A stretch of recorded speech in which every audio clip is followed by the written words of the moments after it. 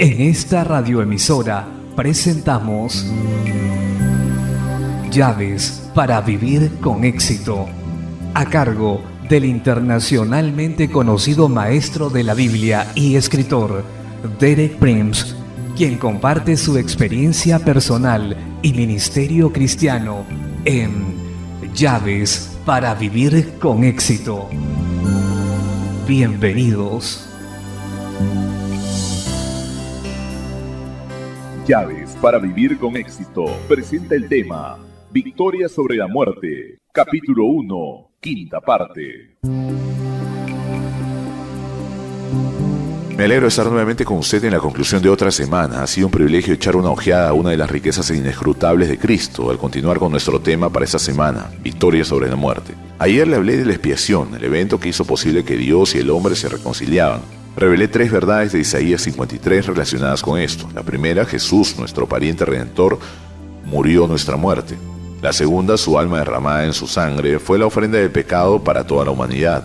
Y la tercera, vuelta de la muerte, nos impartió su justicia. Hoy voy a hablar del acontecimiento más grande de la historia hasta este momento, la resurrección de Jesús. La resurrección es el corazón del mensaje cristiano. En realidad, sin la resurrección no hay mensaje cristiano. Todo gira alrededor de la muerte y la resurrección de Jesucristo. No es una filosofía ni una teoría, es una verdad histórica. O es una verdad o no tendría ninguna consecuencia. Si es solo una teoría, un romance, una filosofía, no tiene poder para ayudar a la humanidad. Pero gracias a Dios es una verdad histórica. Veamos lo que dice Pablo al respecto en 1 Corintios 15, versículos 1, 3 y 4. Además os declaro, hermanos, el evangelio que os he predicado, el cual también recibisteis, en el cual también perseveráis, por el cual asimismo si retenéis la palabra que os he predicado sois salvos, si no creísteis en vano, porque primeramente os he enseñado lo que asimismo recibí, que Cristo murió por nuestros pecados conforme a las Escrituras, y que fue sepultado y que resucitó al tercer día conforme a las Escrituras.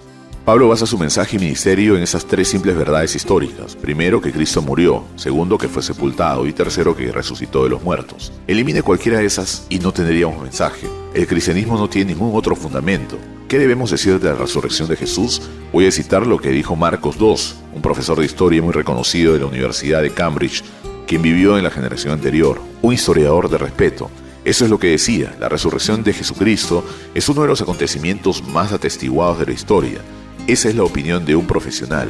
Voy a mostrarles 5 hechos relacionados con la resurrección que atestiguan su validez. Primero, que fue comprobada por un número de testigos mucho más grande de lo que se requería para establecer una verdad en la ley.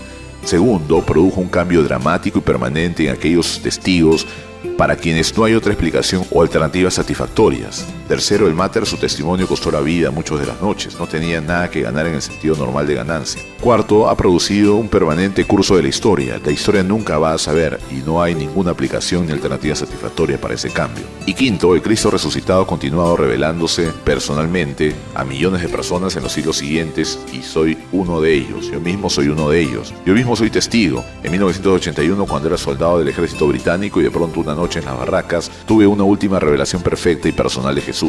Yo era indebidamente religioso, no era una persona que estaba buscando algo especial, fantástico o fuera de lo común. No había nada en mi psicología, no había nada inusual en mi psicología en ese momento, pero Jesús se reveló con tanta claridad y tan personalmente que desde ese día no he sido capaz de dudar que Él está vivo. Y si Él está vivo, esa es la verdad más importante de la historia. He dicho que la resurrección de Cristo es una realidad histórica, y aún así, por supuesto, hay algunos que la rechazan. ¿Por qué la rechazan? Porque no reciben la evidencia. Yo le sugiero a usted que hay 2 razones principales. La primera es psicológica y la segunda espiritual. Psicológicamente, la gente no desea reconocer la posibilidad de la intervención directa o sobrenatural de Dios en los autos humanos. Ellos resisten la idea de que en alguna forma Dios pueda cambiar lo que ellos consideran el curso determinado de las cosas. No hay ninguna razón lógica o científica para esa actitud. Me atrevo a hablar con cierta autoridad porque yo, hace algún tiempo, fui profesor de psicología y uno de los temas que estudié fue lógica de la ciencia, y me arriesgo a decir que la ciencia no puede ofrecer ninguna razón lógica del por qué la resurrección de Jesucristo no pudo haber tomado lugar. No es científico afirmar que no sucedió, en realidad es anticientífico rechazar la evidencia válida de que sí sucedió. La segunda razón por que la gente encuentra difícil que la resurrección de Jesús es espiritual. Pablo lo dice muy claramente en 2 Corintios 4:4, en los cuales el Dios de este siglo cegó el entendimiento de los incrédulos para que no les resplandezca la luz del Evangelio de la gloria de Cristo, el cual es la imagen de Dios. El título Dios de ese siglo es uno de los varios nombres para Satanás en las Escrituras. Hemos dicho que Satanás es el asesino, el ladrón y el hurtador de la vida. Jesús es el dador de vida. En la cruz Jesús confrontó y venció a Satanás, lo derrotó de una vez por todas. Desde ese tiempo Satanás no tiene ninguna respuesta a la cruz. La cruz significa su derrota. Termina con su poder para dominar a la humanidad e infringir sobre su voluntad cruel y las infinitas agonías por las cuales él es responsable emocional, física y espiritualmente. Entonces Satanás tiene ahora un objetivo supremo: no dejar que los hombres y mujeres entiendan la verdad de lo que pasó cuando Jesús murió en la cruz y resucitó entre los muertos. Pablo dice que el Dios de ese siglo ha cegado las mentes de los incrédulos, no pueden ver el mensaje claro y la verdad simple de la salvación y liberación que nos es dada por Jesucristo. Así que hay dos razones: una psicológica, la gente no quiere reconocer que Dios puede intervenir en el universo que Él creó. La segunda es espiritual, Satanás trata de impedir que los hombres y las mujeres vean lo que se logró y resurrección de Jesucristo, porque eso significaría el final de su poder para dominar y atormentar a la humanidad. Desde el punto de vista de Dios, la resurrección de Jesús fue lógica y necesaria. Fue la exculpación de Dios de la obediencia y la justicia de su Hijo Jesús. Esto lo declara Pablo en los primeros versículos del primer capítulo de Romanos, del 1 al 4. Dice así: Pablo, siervo de Jesucristo, llamado a ser apóstol, apartado para el Evangelio de Dios, que él había prometido antes por sus profetas en las Santas Escrituras, acerca de su Hijo, nuestro Señor Jesucristo, que era del linaje de David, según la carne, que fue declarado Hijo de Dios con poder, según el Espíritu de Santidad, por la resurrección entre los muertos. Jesús fue descendiente directo de David, pero en su naturaleza eterna era el Hijo de Dios y nuestro Señor, y Dios demostró que Jesús era su Hijo levantándolo de los muertos. La resurrección es la gran indicación de Dios a su Hijo, es la demostración pública que Jesús, aunque sufrió la muerte de un criminal y fue rechazado por el hombre, fue en verdad y es el Hijo de Dios y nuestro Señor. Esto ha sido resumido en un párrafo de mi libro, La resurrección de los muertos, que leeré ahora. Previamente Cristo ha sido llevado a dos cortes humanas, la primera corte religiosa del Consejo Judío y luego la corte secular del gobernador romano, Poncio Pilato. Ambas cortes rechazaron que Jesús era el Hijo de Dios y lo condenaron a muerte. Y aún más, ambas cortes se unieron para prevenir que la tumba de Jesús fuese abierta. Para esto el Consejo Judío había provisto un sello especial y el gobernador romano proveyó una guardia de soldados armados.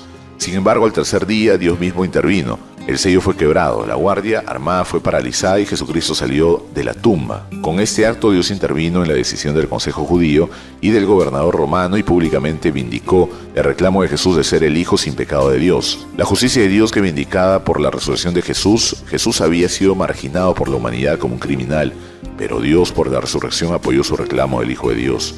¿Cuál sería nuestra respuesta? Leeré un hermoso pasaje que describe la respuesta de las mujeres que fueron las primeras testigos de la resurrección. Mateo 28, 8 y 9 dice: Entonces ellas, saliendo del sepulcro con temor y gran gozo, fueron corriendo a dar las nuevas a sus discípulos. Y mientras iban a dar nuevas a sus discípulos, he aquí Jesús les salió al encuentro diciendo: Salve. Y ellas, acercándose, abrazaron sus pies y le adoraron. ¿Qué otra cosa podemos hacer cuando consideramos quién es y qué ha hecho? No hay ninguna otra respuesta responsable más que acercarse, abrazar sus pies y adorarle. Hagamos eso. Nuestro tiempo de hoy ha terminado. Regresaré la próxima semana de lunes a viernes a la misma hora. Continuaré con ese rico y hermoso tema, Victoria sobre la muerte. Contestaré la pregunta: ¿qué es lo que significa la resurrección para nosotros?